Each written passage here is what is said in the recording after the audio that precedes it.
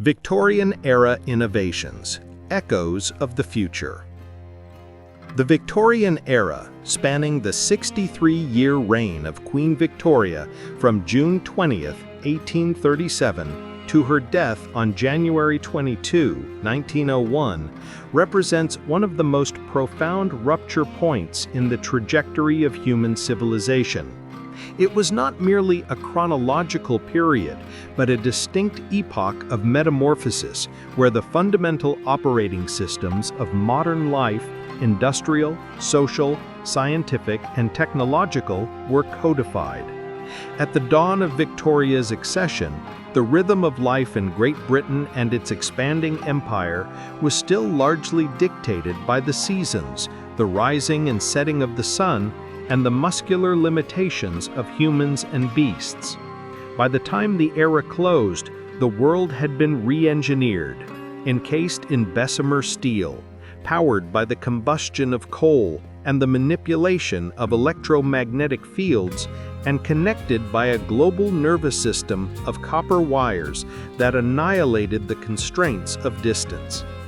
This transformation was driven by a unique confluence of political stability, imperial expansion, and an intellectual culture that fetishized progress. The Victorian psyche was characterized by a potent mixture of boundless optimism and deep anxiety, a belief that scientific inquiry could master nature, juxtaposed with the fear of the social displacement such mastery entailed. The population of the United Kingdom doubled between 1801 and 1871, fueling a massive internal migration from the agrarian countryside to the sprawling, smoke-choked industrial cities.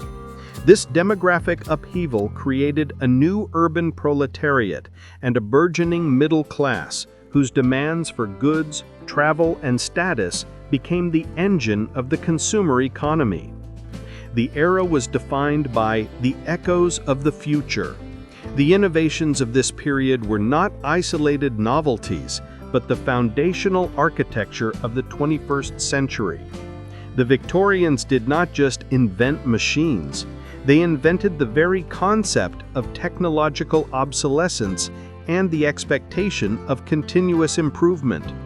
We observe in this period the genesis of the information age through the telegraph, the synthetic material world through aniline dyes, the global transportation network through steam, and the modern medical establishment through anesthetics. The historical importance of this era lies in its role as the crucible of modernity. It was the period when the manifest destiny of the United States expanded westward, driven by the same steam technologies that unified the British Empire. It was a time of vast political reform, from the Chartist movement demanding suffrage to the abolition of slavery in the British Caribbean. Yet beneath the veneer of progress lay the bloody Crimean War, the squalor of the slums, and the dehumanization of the factory system. To understand the Victorian era is to witness the birth pangs of the technological society we inhabit today. The Age of Steam, Reordering Time and Space. The most visceral manifestation of Victorian power was steam.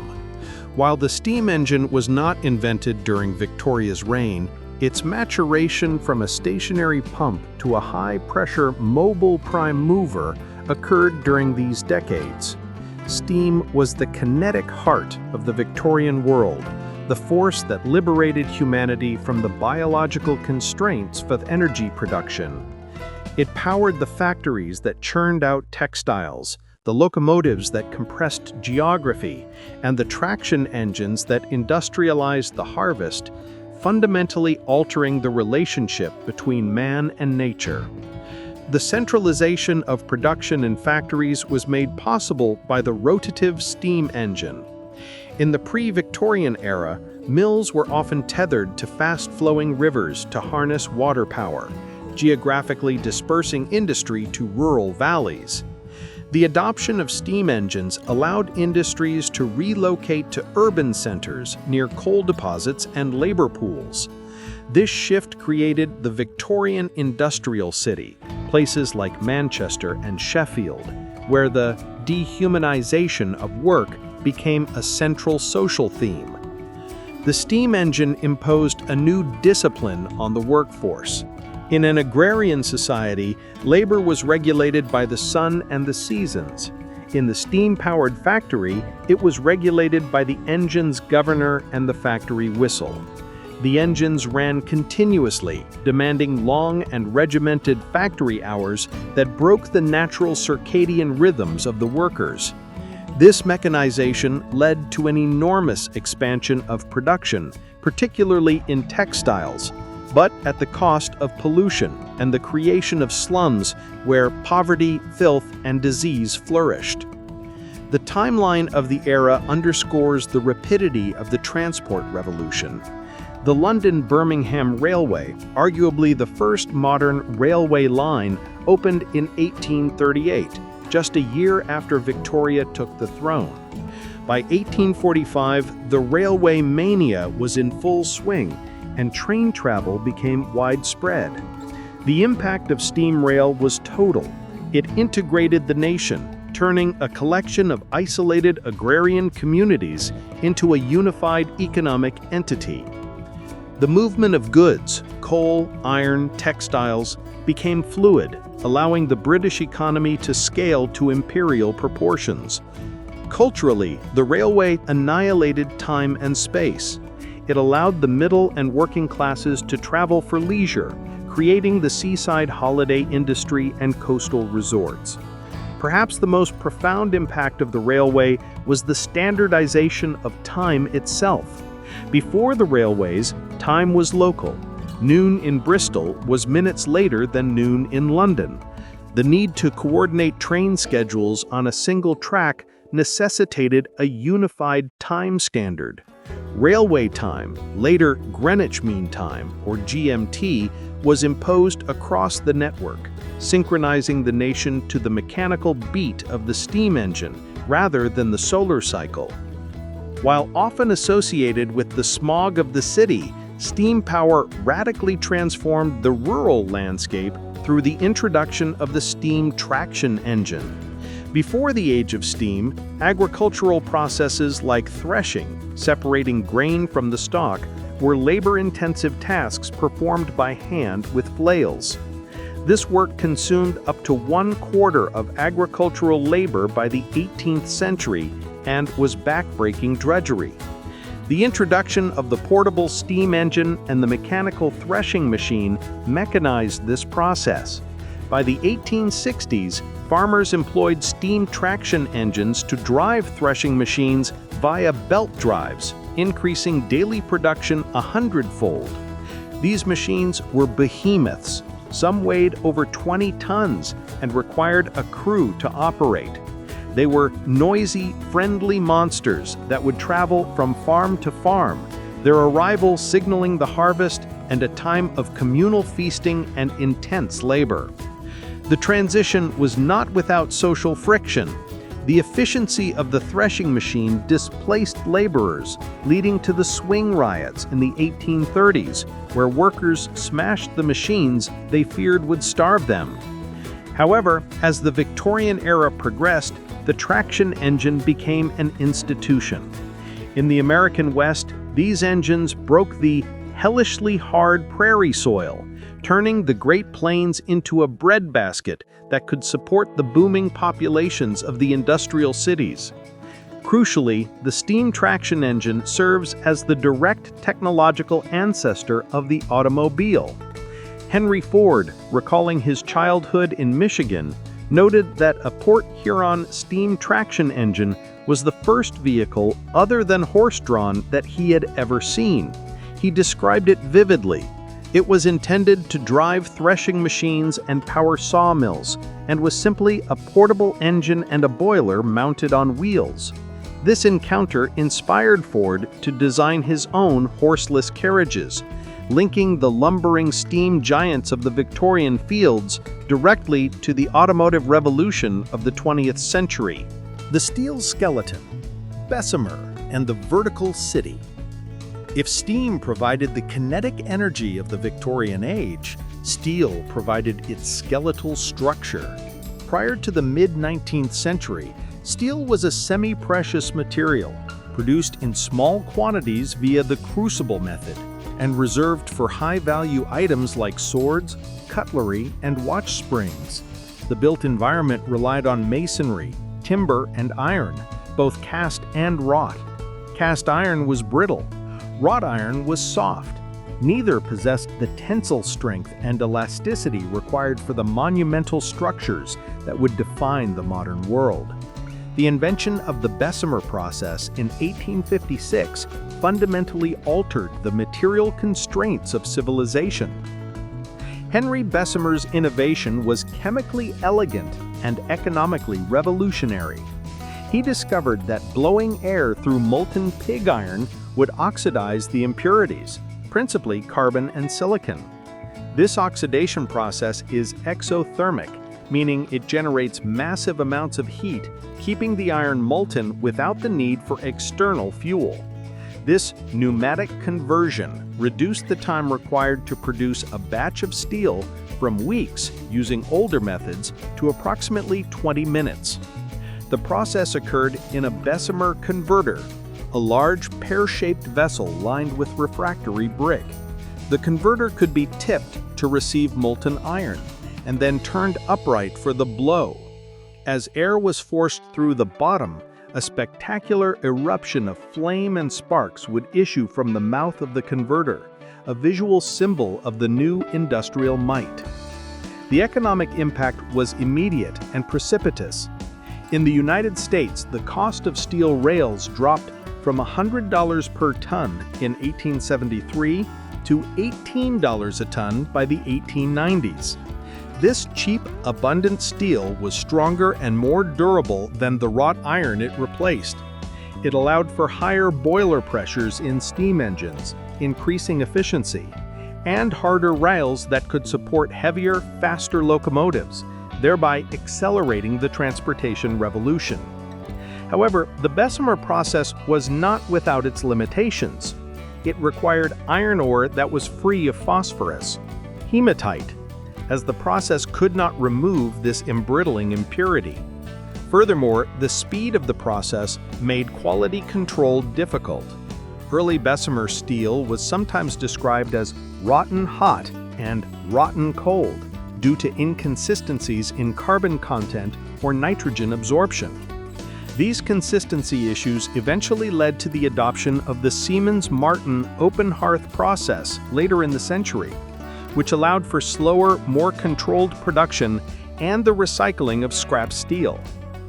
The availability of steel structural members emboldened architects to break the vertical limits of masonry. In traditional construction, the walls supported the weight of the building.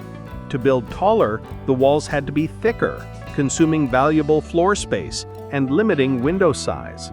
The Victorian solution was the skeleton frame. The home insurance building in Chicago, completed in 1885 and designed by William Leburn Jenney, is widely cited as the world's first skyscraper. Jenney's design employed a metal frame to support the building's weight, relegating the exterior walls to the function of a curtain that merely enclosed the space. This reduced the weight of the building to 1/3 of a comparable masonry structure and allowed for large windows that flooded the interior with natural light. While often celebrated as a steel building, the home insurance building was actually a transitional structure. Construction began using iron beams, but during the process, the Carnegie Mills asked Jenney to substitute Bessemer steel beams for the upper floors, marking the first significant use of steel framing in a tall building. This hybrid structure demonstrated the potential of the new material. The controversy over whether it was truly the first skyscraper, debated due to its use of iron and some load-bearing masonry elements, highlights the evolutionary nature of Victorian engineering. Nevertheless, it birthed the Chicago School of Architecture and the modern urban skyline. In Britain, the triumph of steel was epitomized by the Forth Bridge in Scotland, opened in 1890. Following the disastrous collapse of the Tay Bridge, which was built of cast and wrought iron and failed in a storm, engineers John Fowler and Benjamin Baker turned to steel for their crossing of the Firth of Forth. They utilized Siemens Martin open hearth steel for its consistent quality, using 54,000 tons of it to create a cantilever structure of unprecedented scale. The bridge is a massive assembly of tubes and trusses held together by 6.5 million rivets. It spans 2.5 kilometers, with the cantilever towers rising 110 meters above the water. The Forth Bridge was a vindication of the new material, proving that steel could span vast distances with a rigidity and strength that iron could not match. It remains a UNESCO World Heritage Site, a monument to the moment when Victorian engineering conquered the limitations of traditional materials and ushered in the age of steel. Graham Bell's inventions beyond the telephone. One of the prominent inventors of the Victorian era, Alexander Graham Bell, is rightly celebrated for the telephone, 1876, a device that, like the telegraph, reshaped human connection. However, Bell's inventive spirit ventured into realms that were far ahead of his time, specifically in the transmission of information via light, medical technology, and aviation. In 1880, operating out of his Volta laboratory in Washington, D.C., Bell and his assistant Charles Sumner Tainter invented the photophone. Bell considered this his greatest achievement, surpassing even the telephone. The device transmitted sound on a beam of light, a concept that was practically science fiction in the 19th century. The mechanism was ingenious. The transmitter consisted of a thin, flexible mirror. When a user spoke into the back of this mirror, the sound waves caused it to vibrate. These vibrations caused the mirror to alternate between convex and concave shapes, thereby focusing and dispersing a beam of sunlight reflected off its surface. This modulated beam of light traveled through the air to the receiver. The receiver utilized a parabolic mirror to focus the incoming modulated light onto a cell made of crystalline selenium. Selenium has a unique property. Its electrical resistance varies with the intensity of light falling upon it. Photoconductivity. As the modulated light beam hit the selenium cell, the resistance fluctuated in time with the sound vibrations. This cell was part of a telephone circuit, and the fluctuating resistance was converted back into electrical signals and then into audible sound through a telephone receiver. On April 1, 1880, Bell successfully transmitted a voice message, "Mr. Watson, come here, I want to see you," a reprise of his famous first telephone call, or similar test phrases, over 213 meters to the window of his laboratory. While the photophone was not commercially viable in the Victorian era due to its reliance on sunlight and susceptibility to atmospheric interference, clouds, fog, or rain, the principle is identical to modern fiber optic communications. Bell effectively invented optical communication. He merely lacked the laser, a coherent light source, and the optical fiber, a waveguide, to make it practical. The photophone stands as a technological echo, a 19th century invention that prefigured the backbone of the 21st century Internet. Bell's intellect was restless and spanned multiple disciplines.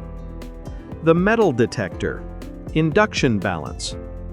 Following the shooting of U.S. President James A. Garfield in 1881, Bell developed an electrical bullet probe, an early metal detector, to locate the bullet lodged in the president's body. While the device worked in tests, it failed to locate the bullet in Garfield, likely due to interference from the metal springs in the mattress, a factor unknown to Bell at the time. Medical aids.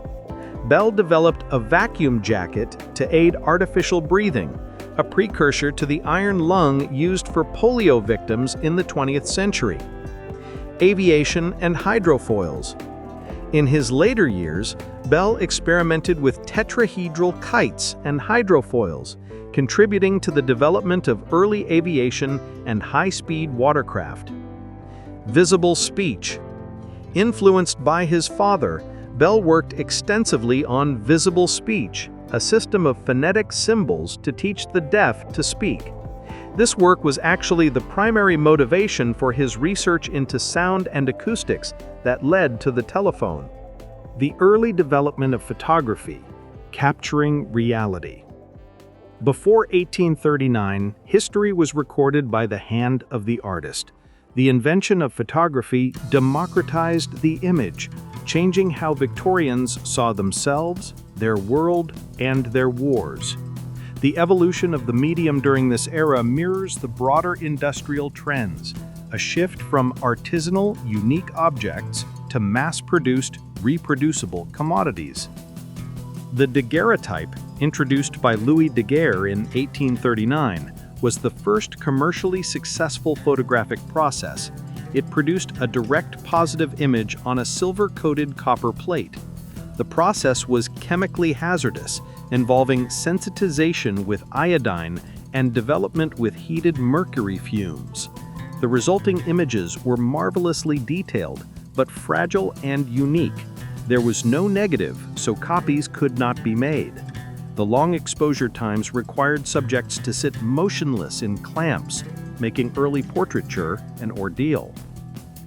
The revolution accelerated with Frederick Scott Archer's invention of the wet plate collodion process in 1851. This method used a glass plate coated with iodized collodion, a syrup-like solution of gun cotton in ether and alcohol, and sensitized with silver nitrate. Crucially, the plate had to be exposed and developed while still wet. Despite the logistical difficulty of carrying a portable darkroom, the wet plate process was transformative. It produced a glass negative from which unlimited positive prints could be made on paper, albumen prints. It combined the fine detail of the daguerreotype with the reproducibility of Henry Fox Talbot's earlier calotype process. It also significantly reduced exposure times from minutes to seconds, making photography a viable commercial enterprise. The reproducibility of the wet plate process birthed the carte de visite, patented by the French photographer André Adolphe Eugène Disdairy in 1854. The CDV was a small photograph, approx 2.5 by 4 inches, mounted on a card. Disdairy's innovation was not just chemical, but mechanical. He used a camera with multiple lenses to expose 8 images on a single glass plate. This drastically reduced the cost per image, sparking a phenomenon known as cartomania. Between 1861 and 1867, over 300 million carts were sold in England alone. The CDV functioned as the social currency of the mid-Victorian era. People exchanged them with friends and family, collecting them in elaborate albums that occupied a central place in the Victorian parlor. This phenomenon anticipated modern social media in striking ways. Context collapse. Just as social media users today curate an image for a broad audience, Victorians used CDVs to construct an idealized public persona, often using props and backdrops to signal status. Virality and celebrity. The format allowed for mass distribution of celebrity images. Queen Victoria was a prolific patron. Her decision to have CDVs made of herself and her family humanized the monarchy and allowed the public to own a piece of the royal image. This was the birth of modern celebrity culture, where the image of the famous person became a commodity sold in stationers' shops alongside paper and ink. The democratization of identity. For the first time, the middle class could afford to have their likeness preserved. The selfie of the 19th century was a formal studio portrait. but the impulse to document oneself and share that documentation with a network was identical. Michael Faraday's magnetic mastery, the electrical foundation. While steam and steel built the physical bulk of the Victorian world, it was the manipulation of invisible forces that laid the groundwork for the 20th century. Michael Faraday, the son of a blacksmith and a self-taught genius, stands as the central figure in this electrical revolution. His work at the Royal Institution in the 1830s transformed electricity from a scientific curiosity into a governable force of nature. In 1831, Faraday made the epochal discovery of electromagnetic induction. He demonstrated that a changing magnetic field could induce an electric current in a wire. In his famous experiment, he wrapped 2 coils of wire around an iron ring. When he connected one coil to a battery, a momentary current was detected in the other coil. He realized that the change in the magnetic environment was the key. He further demonstrated this by moving a magnet through a coil of wire, generating a steady current. This experiment was the birth of the dynamo, generator, and the electric motor. Faraday showed that mechanical motion could be converted into electricity, generator, and that electricity could be converted into motion, motor. This principle remains the basis of virtually all electrical power generation today.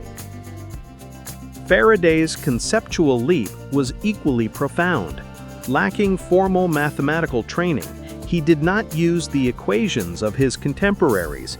Instead, he visualized lines of force extending through space around magnets and currents. This led to the concept of the field, the idea that energy resides in the space surrounding an object, not just in the object. This field theory would later be mathematically formalized by James Clerk Maxwell, but it was Faraday's magnetic mastery that established the physical reality of electromagnetism. The implications of Faraday's work were slow to materialize, but absolute in their impact. By the late Victorian era, the principles of induction were being scaled up from the laboratory bench to the industrial plant. The dynamo allowed for the generation of continuous high-power electricity, replacing chemical batteries which were expensive and weak. This power source enabled the electric lighting revolution, led by Swan in the UK and Edison in the US, and the electrification of tramways. Faraday himself was ambivalent about the commercialization of his work, famously valuing the purity of science over its utility. But when asked by Prime Minister Gladstone about the practical value of electricity, the apocryphal reply, "One day, sir, you may tax it," captures the inevitability of the economic transformation he unleashed. By the end of the century, the electric fluid had become a commodity, powering utopian visions of the future, where everything would be done by electricity. The telegraph, the nervous system of empire. If the railway was the arterial system of the Victorian age, moving matter, the electric telegraph was its nervous system, moving information. Developed commercially by Cook and Wheatstone in Britain, 1837, and Morse in America, the telegraph was the first technology to decouple communication from transportation. For the first time in human history, a message could travel faster than a horse or a ship. The telegraph created a real-time information network that transformed global business. Prior to the telegraph, international trade relied on information that was weeks or months old. With the laying of submarine cables, most notably the transatlantic cable, which became permanently operational in 1866, markets in London and New York became synchronized. Commodity prices became global, and the modern financial news cycle was born. The network was often referred to as the All-Red Route, a web of submarine cables that connected the British Empire's far-flung possessions without passing through foreign territory, ensuring strategic security. The cultural impact of this connectivity was strikingly similar to that of the modern Internet. It led to a literal annihilation of time and space, compressing the globe and creating a sense of immediacy that permeated Victorian society. The Crimean War, 1853 to 1856, was the first conflict to be managed via the telegraph, and the results were transformative and traumatic for the military command. A submarine cable laid between Varna, Bulgaria, and Balaklava, Crimea, allowed the governments in London and Paris to communicate directly with commanders in the field within 24 hours. This technological tether was deeply resented by the old guard. General Sir James Simpson famously complained, "The confounded telegraph has ruined everything." He referred to the loss of autonomy. Generals could no longer operate with the independence allowed by distance. They were now subject to micromanagement from politicians who, in turn, were reacting to the instant news cycle. War correspondents like William Howard Russell of the Times used the telegraph and rapid rail links to send dispatches that exposed the incompetence of the leadership and the squalid conditions of the troops. Example, the lack of supplies during the harsh winter of 1854. This created a feedback loop where public opinion, fueled by near-instant reporting, toppled the government of Lord Aberdeen. The telegraph turned war into a spectator event and subjected military conduct to real-time democratic oversight. The telegraph also infiltrated the social sphere, creating new dynamics in personal relationships. It employed a large number of women, providing them with skilled, respectable technical work. The unique environment of the telegraph office, where operators communicated via Morse code with unseen colleagues miles away, gave rise to telegraphic romance. Operators identified each other by their fist, the unique rhythm and style of their tapping. Romances bloomed over the wire between people who had never met, leading to a genre of literature known as wired love. This phenomenon anticipates the online dating and chat rooms of the Internet age. It was a realm of disembodied connection, where users could spoof identities or gender, playing with the anonymity the machine provided. The Victorian Telegraph Office was thus the first chat room, complete with hackers, trolls, and long-distance lovers. William Perkin and the Synthetic Rainbow, the Chemical Century. Perhaps no single event better illustrates the serendipity and far-reaching consequences of Victorian science than William Henry Perkin's discovery of mauveine. This discovery did not just change the color of dresses, it birthed the modern chemical and pharmaceutical industries.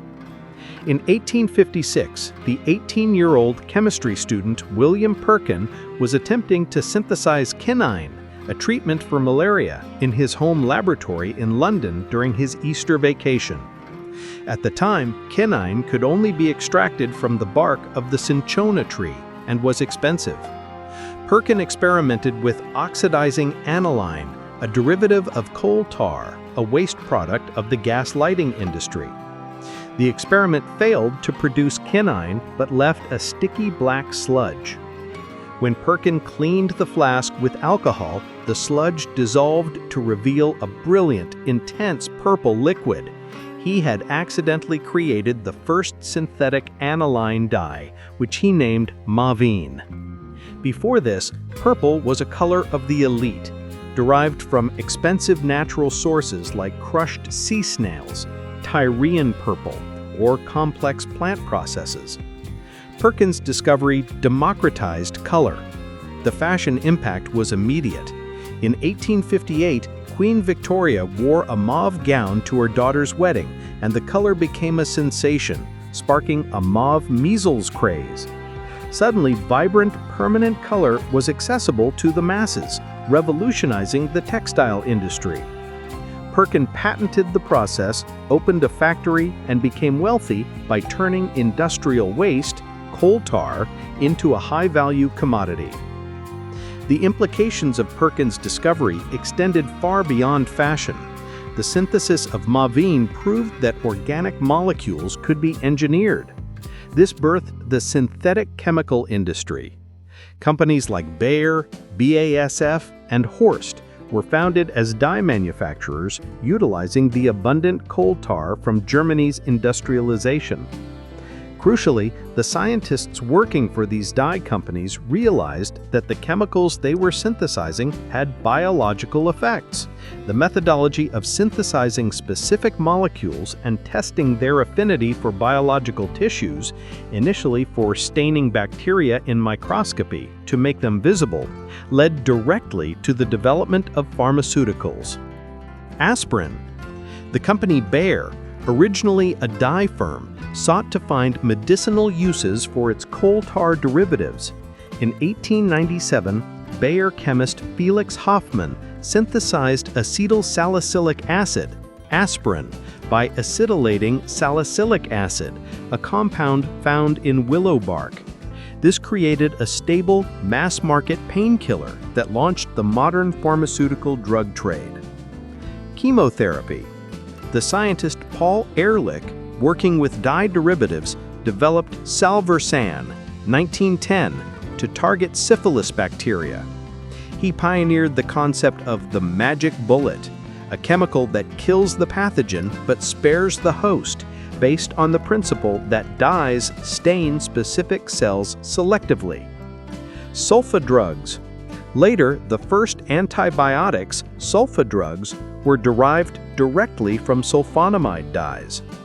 Thus, the global pharmaceutical industry is a direct lineal descendant of the Victorian craze for purple silk. Perkin's accidental discovery in a London attic laid the chemical foundation for modern medicine. Conquering pain, the anesthetic revolution. The Victorian era also saw humanity triumph over one of its oldest and most terrifying enemies, physical pain. Prior to the 1840s, surgery was a desperate resort, characterized by speed and agony. Patients were restrained, and surgeons were judged by how many seconds it took to amputate a limb. The introduction of ether in 1846 and chloroform in 1847 as anesthetics fundamentally changed the nature of medicine. Sir James Young Simpson, a Scottish obstetrician, discovered the anesthetic properties of chloroform by testing it on himself and his friends at a dinner party in Edinburgh, a quintessential Victorian moment of reckless self-experimentation. They inhaled the chemical and promptly collapsed under the table, waking to realize they had found a substance more potent and pleasant than ether. The use of pain relief, particularly in childbirth, was controversial. It was opposed by religious traditionalists who viewed labor pain as divinely ordained, Scripture, "In sorrow thou shalt bring forth children," and by medical conservatives who feared it slowed labor or endangered the child. The debate was effectively ended by Queen Victoria. In 1853, she requested chloroform for the birth of her 8th child, Prince Leopold. The anesthetic was administered by Dr. John Snow, the pioneering epidemiologist. The Queen's endorsement was unequivocal. She described the drug in her journal as "that blessed chloroform, soothing, quieting, and delightful beyond measure." The Queen's decision to use anesthesia was a pivotal cultural moment. It aligned the monarchy with scientific progress against dogmatic tradition. The Royal Seal of Approval normalized anesthesia, allowing it to spread rapidly through society. This shift allowed surgery to evolve from a crude, hurried art into a precise, deliberate science, enabling complex internal procedures that would have been impossible on a conscious, writhing patient. The biological revolution, germ theory, and the war on the invisible. The most profound shift in Victorian science was the realization that the human environment was teeming with invisible entities capable of sustaining life or extinguishing it. For centuries, humanity had operated under the miasma theory, which posited that diseases like cholera and the plague were caused by bad air or noxious vapors rising from decaying organic matter. The transition from this doctrine to the rigorous proofs of the germ theory of disease was not a linear progression, but a violent intellectual conflict. It was a war waged in the petri dish and the microscope slide, spearheaded by two giants of science, the French chemist Louis Pasteur and the German physician Robert Koch.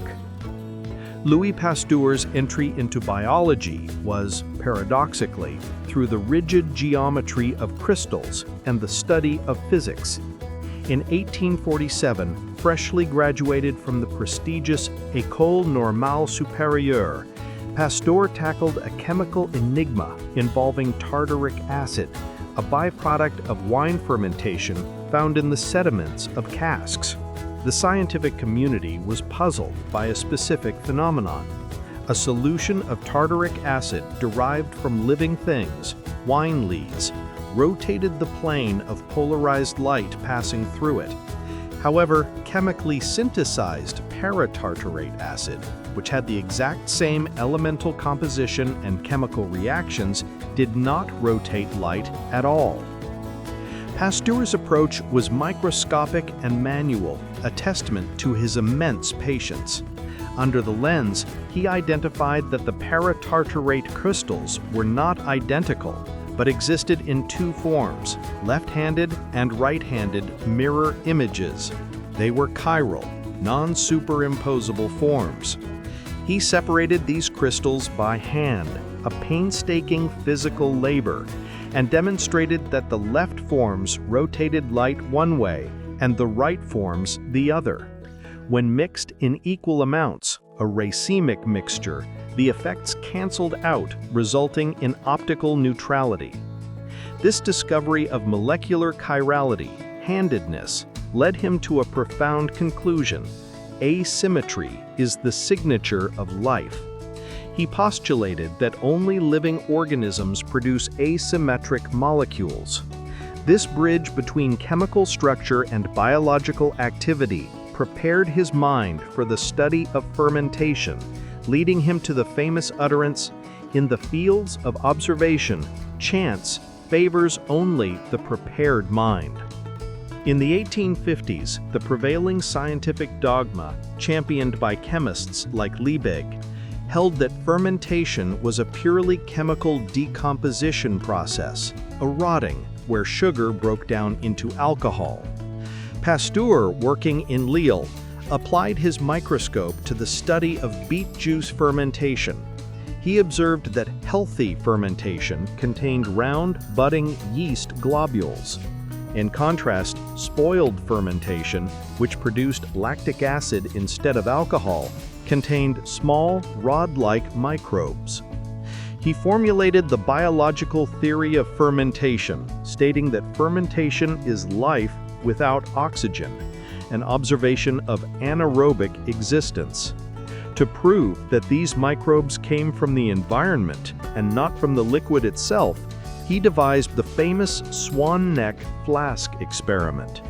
By boiling nutrient broth to sterilize it and then exposing it to air through a curved neck that trapped dust particles, he proved that the broth remained sterile indefinitely. It was only when the flask was tipped, allowing the dust-laden air to contact the broth, that life appeared. This was a definitive blow to the theory of spontaneous generation, which had endured for 2 millennia. Pasteur demonstrated that microscopic beings came into the world from parents similar to themselves. This work had immediate economic applications. Pasteur saved the French silk industry by identifying the protozoan parasite causing pébrine disease in silkworms, and he saved the wine industry by developing pasteurization, heating liquids to kill bacteria without destroying the product. Pasteur's later years were defined by his application of these principles to human and animal disease.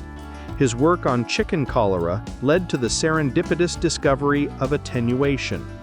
A culture of bacteria left out over a summer holiday lost its virulence. Chickens injected with it survived and were subsequently immune to fresh, virulent bacteria. This principle of vaccination, a term he broadened to honor Jenner, was applied to anthrax and most famously rabies.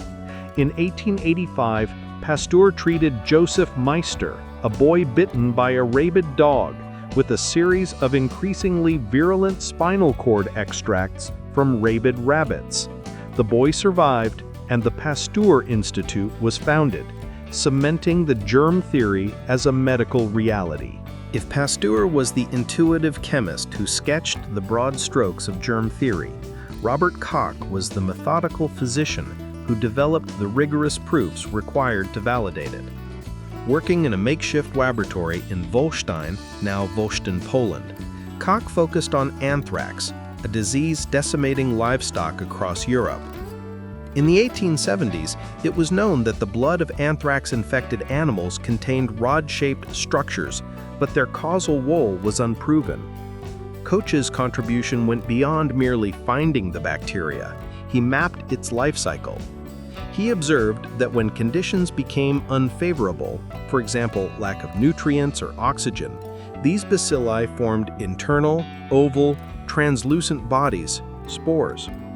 These spores were remarkably resistant to heat, drying, and time. He found they could remain viable for years in dry soil, only to reactivate when ingested by a host. This discovery explained the persistent cursed fields phenomenon, where healthy cattle would die after grazing on land that had been unused for years, but previously hosted infected animals. Koch cultured these bacteria in the aqueous humor of ox eyes, proving that the bacteria could be grown outside a host and still retain their lethality. To standardize the identification of causative agents, Koch formulated 4 criteria, now known as Koch's postulates, which remain the gold standard of etiology. These postulates transformed bacteriology from a descriptive science into a rigorous experimental discipline. Using these postulates, Koch achieved a series of monumental discoveries. In 1882, he identified the Mycobacterium tuberculosis as the cause of consumption, a disease responsible for 1 in 7 deaths in Europe at the time. He developed specific staining techniques using methylene blue and heat to visualize the waxy-coated bacteria, which had been invisible to other researchers. In 1883, he traveled to Egypt and India, isolating Vibrio cholerae and identifying contaminated water as the vector of transmission. The transition to germ theory was not universally accepted. Max von Pettenkofer, a prominent Bavarian hygienist, championed the anti-contagionist miasma theory. He believed that the germ was insufficient to cause disease without a specific soil condition to create the true poison. He argued that cholera was not transmitted person to person, but through the environment. In one of the most dramatic moments of Victorian science, seeking to disprove Koch, Pettenkofer requested a sample of Vibrio cholera from Koch's laboratory in 1892. On October 7th, in front of witnesses, he neutralized his stomach acid with baking soda, knowing acid might kill the bacteria, and swallowed a broth containing billions of live cholera bacteria. Miraculously, he did not die, suffering only mild symptoms of diarrhea. He claimed this vindicated his theory that the germ alone was not the killer. While modern science suggests he may have had prior immunity from earlier exposure, or that the culture had attenuated, this event highlights the profound skepticism facing the microbial revolution even among the scientific elite. It underscored the complexity of disease, that the host's condition, the terrain, matters as much as the pathogen. Nevertheless, the subsequent Hamburg cholera epidemic of 1892, where Koch's sanitary measures, boiling water, disinfection, successfully contained the outbreak, while Pettenkofer's soil theories failed, ultimately sealed the victory for germ theory. The lens and the light. Innovations in microscopy and diagnostics.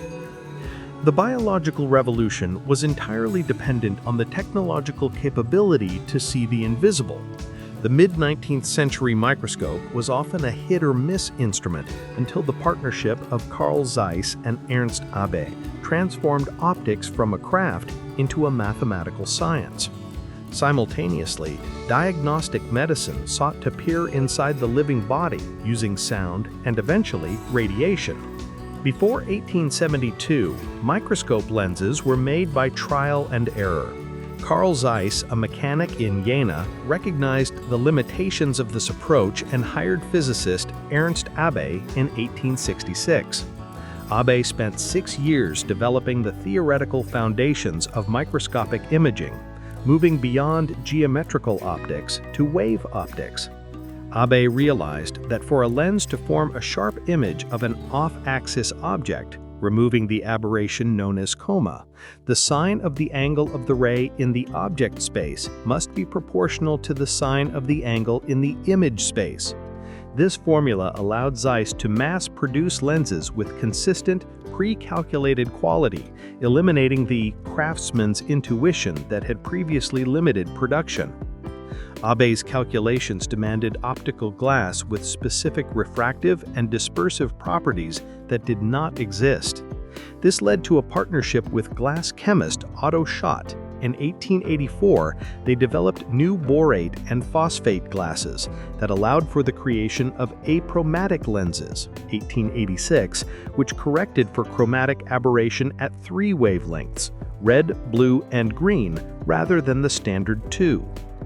Simultaneously, the development of homogeneous immersion oil systems allowed the objective lens to be dipped into an oil with a refractive index similar to glass. This increased the numerical aperture of the system, allowing more light to enter the lens and significantly improving resolution. This resolution was critical for Koch's identification of minute bacteria, like the tuberculous bacillus, which were on the very edge of visibility with previous lenses. While the microscope opened the world of the very small, medicine also sought non-invasive ways to listen to the internal machinery of the body. Prior to 1816, physicians practiced immediate auscultation, placing their ear directly on the patient's chest. This method was socially awkward, unhygienic, and ineffective for obese patients. René Leonek, observing children signaling to each other through a long beam of wood, realized that sound could be amplified through a solid channel. In 1816, he improvised a rolled-up notebook to listen to a patient's heart, discovering the sounds were clearer than with the naked eye. He subsequently built a hollow wooden cylinder, the first monaural stethoscope. This invention allowed for mediate auscultation and the cataloging of specific chest sounds, rails, murmurs, associated with tuberculosis and pneumonia. The instrument evolved rapidly. 1840, Golding Bird introduced the flexible tube, allowing the physician to move relative to the patient. 1851, Arthur Leard invented the binaural stethoscope, which delivered sound to both ears, drastically isolating the internal acoustics. George Kamen refined this design for commercial production, using ivory earpieces and silver tubes. Late 19th century, the device became standard, utilizing rubber tubing for better acoustic sealing and introducing the diaphragm bell-chest piece combination. This tool transformed the doctor-patient relationship, creating a physical and professional distance while simultaneously allowing a deeper intimacy with the patient's internal physiology. The final diagnostic leap of the century occurred in November 1895 when Wilhelm Röntgen, experimenting with cathode rays, Crookes tubes, in Würzburg, noticed a fluorescent glow on a nearby screen coated with barium platinocyanide. The tube was shielded by black cardboard, yet some unknown ray was escaping. He named it X-radiation. Unlike germ theory, which faced decades of skepticism, X-rays were adopted almost instantly. The visual proof was undeniable. Just weeks after Röntgen's publication, in February 1896, Dr. Gilman Frost and his physicist brother Edwin Frost at Dartmouth College performed one of the first clinical X-rays in the United States. They used a pull-U tube to image the broken wrist of a local boy, Eddie McCarthy, who had fallen while ice skating. The resulting image clearly showed the fractured ulna, demonstrating the immediate utility of the technology. The military saw immediate value in the technology. During the Spanish-American War, 1898, and the Boer War, X-ray machines were deployed in field hospitals. Surgeons used them to locate bullets without the dangerous practice of probing wounds with unsterile metal instruments, significantly reducing sepsis rates. However, the enthusiasm for the new photography masked its dangers. Early operators, ignorant of ionizing radiation, often tested beam quality by placing their own hands in the path of the rays. By 1896, reports of severe dermatitis, hair loss, and X-ray burns began to surface. Pioneers like John Hall Edwards eventually lost limbs to radiation-induced necrosis. The medical community initially dismissed these effects or attributed them to electrical discharge rather than the rays themselves, leading to a tragic era of unregulated exposure where X-rays were used for trivialities like shoe fitting. The engine of thought: Babbage, Lovelace, and the analytical engine. While medicine looked inward, mathematics looked forward. The Victorian era produced the conceptual blueprint for the digital age, a century before the electronics existed to realize it. This was the era of Charles Babbage and Ada Lovelace, who envisioned a machine that could manipulate symbols as easily as numbers. In the early 19th century, the British Empire ran on data. Navigation, astronomy, and banking relied on printed mathematical tables. These tables were calculated by human computers, clerks who performed endless arithmetic, and were notoriously error-prone. In 1821, frustrated by discrepancies in astronomical tables, Babbage famously exclaimed to John Herschel, "I wish to God these calculations had been executed by steam." Babbage designed the difference engine number 1 to automate this process. It utilized the method of finite differences, a mathematical principle that allows for the calculation of polynomial functions using only addition and subtraction, avoiding the mechanical complexity of multiplication and division. The machine was designed to calculate values and, crucially, to press the results directly into soft metal or papier-mâché molds for printing, thereby eliminating errors in typesetting. Despite receiving over £17,000 in government funding, a sum comparable to the cost of 22 steam locomotives, the project was never completed. The project collapsed in 1833 due to a dispute with the chief engineer, Joseph Clement. Clement was a master toolmaker who demanded compensation for moving his workshop to be closer to Babbage's house. When Babbage refused, Clement fired his workmen and ceased operations. The British government, led by Prime Minister Robert Peel, eventually withdrew all support in 1842, viewing the project as a bottomless financial pit with no deliverable result. Freed from the constraints of the difference engine, Babbage conceived the Analytical engine, c. 1834, a machine of vastly greater ambition. Unlike the difference engine, which was a specialized calculator, the Analytical engine was a general-purpose computer, programmable and Turing-complete. The design featured a prescient separation of functions that mirrors modern von Neumann architecture. The store held 1,000 numbers of up to 50 decimal digits each. The mill performed arithmetic operations on data fetched from the store. Jacquard cards were punched cards that derived from the Jacquard textile loom that controlled the operation sequence. The printer is output, automated printing, card punching, and curve plotting. The machine was designed to be massive, approximately 15 feet tall and driven by steam. It included advanced features such as anticipating carriage to speed up addition and the ability to process numbers in parallel. Babbage adopted the punched card system from the Jacquard textile loom, which used cards to control the weaving of complex patterns. The engine used 3 types of cards: operations, variables, and numbers. Critically, the machine supported conditional branching and looping. The card reader could back up the chain of cards to repeat a sequence of instructions. This mechanical implementation of the for or while loop allowed the machine to perform iterative calculations without an infinite chain of cards. Ada Lovelace, daughter of the poet Lord Byron, grasped the implications of the engine more deeply than even Babbage.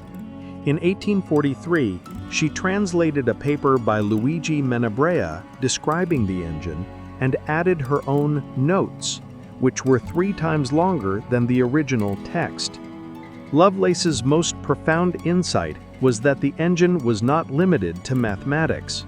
She wrote that the engine might act upon other things besides number, provided those things, like musical notes, could be represented by the abstract science of operations. This is the conceptual birth of general-purpose computing, the realization that a computer manipulates symbols, and those symbols can represent anything from art to logic. In Note G, Lovelace published a detailed step-by-step program to calculate Bernoulli numbers. This was not a simple calculation, but a recursive algorithm involving nested loops and variables tracking state changes. Her table of operations, tracking the flow of data from store to mill and back, constitutes the first published computer program. It demonstrated the machine's ability to handle complex, iterative logic rather than just simple arithmetic. The conquest of heat, the thermodynamics of artificial cold. While Babbage sought to mechanize thought, other innovators sought to mechanize the climate. The development of refrigeration was a triumph of applied thermodynamics, shifting the preservation of food from a reliance on geography, natural ice, to a reliance on engineering. In 1834, Jacob Perkins, an American inventor working in London, built the first working vapor compression refrigeration system. His closed-cycle machine used ether as a refrigerant, a volatile fluid that boiled at low temperatures. The cycle operated on principles that are recognizable in every modern refrigerator. Compression, ether vapor is compressed by a piston, raising its temperature and pressure. Condensation, the hot vapor passes through a water-cooled coil, the worm, losing heat and condensing into a liquid. Expansion, the liquid passes through a throttle valve, dropping in pressure and temperature. Evaporation, the cold liquid absorbs heat from the water to be frozen, boiling back into a vapor to restart the cycle. Although Perkins patented the device, it remained a scientific curiosity during his lifetime, overshadowed by the booming natural ice trade. The commercial breakthrough came from James Harrison in Geelong, Australia, in the 1850s. Motivated by the need to preserve meat and beer in the harsh Australian heat, Harrison refined the ether compression system. In 1854, he built a machine capable of producing 3,000 kilograms of ice per day. By 1857, his machines were cooling breweries in England and paraffin works, marking the transition of refrigeration from the lab to the factory. The introduction of artificial ice faced significant cultural and economic headwinds. The natural ice trade, harvesting ice from frozen lakes in North America and Norway, was a massive industry employing thousands. Natural ice barons launched smear campaigns, labeling machine-made ice as unnatural, fever-inducing, or tasting of ammonia, which was used in later absorption machines by Carey. Public fear was stoked by the occasional explosion of ammonia-based systems and the uncanny nature of producing cold in the height of summer. It took decades and the increasing pollution of natural waterways used for ice harvesting for the sanitary argument to flip in favor of the manufactured, pathogen-free artificial ice. By the turn of the century, the reliability and hygiene of artificial ice finally broke the stranglehold of the natural ice trade. Capturing the ethereal, the telephonograph, and magnetic recording. In the closing years of the century, 1898, Danish engineer Valdemar Poulsen achieved what Edison had not, the magnetic recording of sound. While Edison's phonograph used physical grooves on wax cylinders, Poulsen's telegraphone utilized the physics of electromagnetism to store sound on a steel wire. Poulsen's device recorded sound onto a thin steel wire, 0.01-inch diameter. The wire passed rapidly across a recording head, which was essentially an electromagnet. The electrical signal from a microphone varied the magnetic field of the head, which in turn magnetized the steel wire in a pattern analogous to the sound waves. To play it back, the magnetized wire passed over the head, inducing an electrical current that drove a telephone receiver. Poulsen marketed the telegraphone as a business tool, specifically a device to record telephone conversations and take messages when the subscriber was absent, effectively creating the first answering machine. In 1900, he exhibited it at the Paris Exposition. In a moment of historic significance, Emperor Franz Joseph of Austria recorded his voice on the device, a recording that survives to this day as the oldest magnetic audio recording. Despite its brilliance, the telegraphone failed commercially.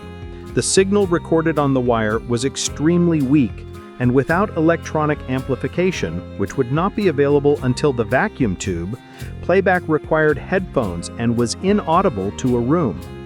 Additionally, the wire had a tendency to twist, distorting the signal, and tangled easily.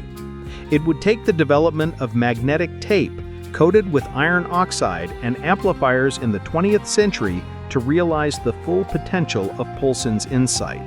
Roadblocks to revolution, a synthesis of failure and delay. Why did the Victorian era, so fertile in invention, often fail to capitalize on its own breakthroughs? The analytical engine was never built. The telegraphone faded into obscurity. Germ theory was fought for decades. The barriers were rarely just technical. They were a complex weave of economic, societal, and cognitive resistance. Babbage's engines failed partly because Victorian machine tools could not economically produce thousands of interchangeable parts with the required tolerances. While Joseph Whitworth later revolutionized precision engineering with standardization and true plane surfaces, Babbage was working on the bleeding edge of what was physically possible. The friction, gear jamming, and cost of custom-making every brass wheel created a gap between the design, perfect logic, and the artifact, imperfect metal.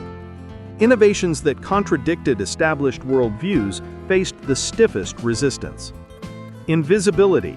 It was difficult for a doctor trained in the humoral or miasma school to accept that invisible animals cause disease. Pettenkoffer's public consumption of cholera broth was a desperate defense of an obsolete paradigm. The unnatural. Artificial ice was viewed with suspicion because it decoupled a natural phenomenon, cold, from its season, winter. This offense against nature slowed the adoption of refrigeration in the domestic sphere for decades. Many Victorian inventions lacked a viable business model. Poulsen, the telegraphone, was technically superior to the phonograph for dictation, but without amplification, a complementary technology, it could not compete in the entertainment market against the louder, purely mechanical phonograph. Babbage, the funding model, government grants, was immature. When the government pulled funding after the comment dispute, there was no venture capital ecosystem to pick up the slack. The government wanted a calculator for tables, difference engine. They had no interest in a general-purpose computer, analytical engine, viewing it as an expensive intellectual toy. The innovations of the late Victorian era, Pasteur's flasks, Koch's spores, Babbage's mills, and Poulsen's wires, constitute the software update to the Industrial Revolution's hardware. If the early 19th century was about muscle, steam, the late 19th century was about nerves, electricity, logic, and biology. These pioneers did not merely invent devices, they expanded the observable universe. They forced humanity to look through lenses to see life, through flesh to see bone, and through cards to see logic. The failures of the era, the unbuilt computer, the unamplified recorder, are as instructive as its successes. They demonstrate that innovation is fragile, dependent not just on the spark of genius, but on the readiness of the surrounding industrial and social fabric to catch the fire. The Victorian Techniculum laid the foundations for the 20th century, leaving behind a legacy of prepared minds, ready to master the invisible forces they had unveiled.